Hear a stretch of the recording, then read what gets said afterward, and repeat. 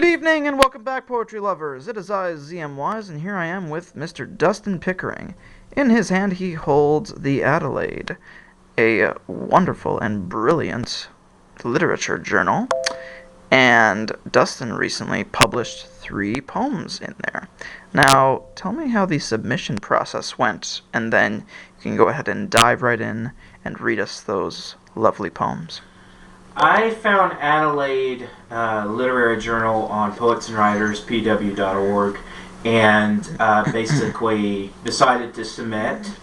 These guys are out of the Bronx, and I believe it's a husband and wife who are pretty much the two behind it, and they do a dual language publication, which is it's in Portuguese. I think it goes out to Portugal as well, and they published this journal.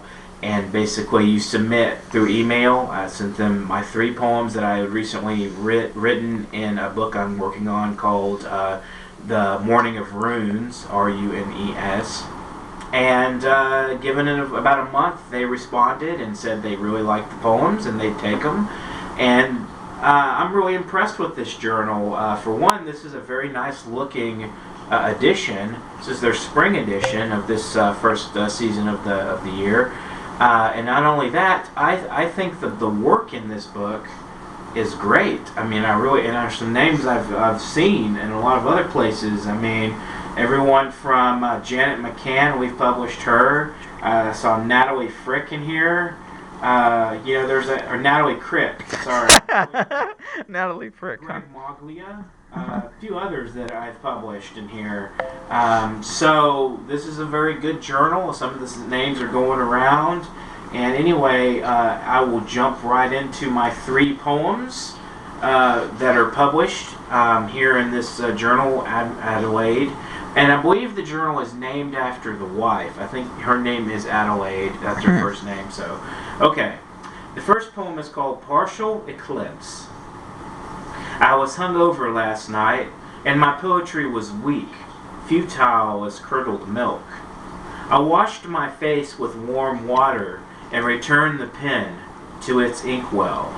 I am poisoned by official censors of imbecility while nurturing the great child of my heart. Subconscious and conscious mind fluster to embrace something singular and unique.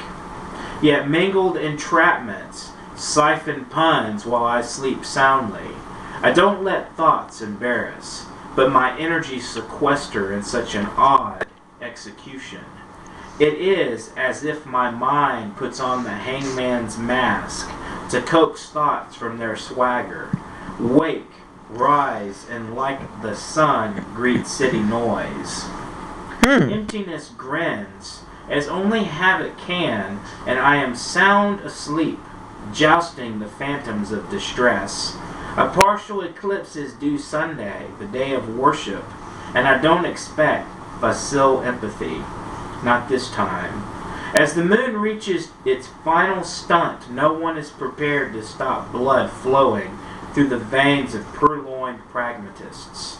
Whispers abound and decadence unravels. Our place is taken from us. Gods conspired all the while to usurp us in our hideous games. Wow, it's very reflective, I'd say. Yeah, that's a lot of the poems from that particular book were sort of, I guess you could say, quasi-religious.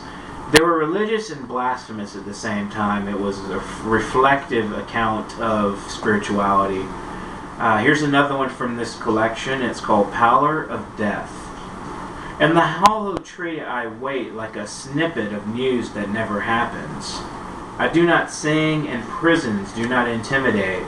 This hollow is my ancient spectacle. Death, you are the bright horizon where my mercy is stocked away. I live to the fullest each day, but I am cursed with stillness. Hearts do not cradle bombs of war. I see with the eyes of a priest for the 5 minutes I spend washing my nihilist hands. This world is a terrorist to my mind.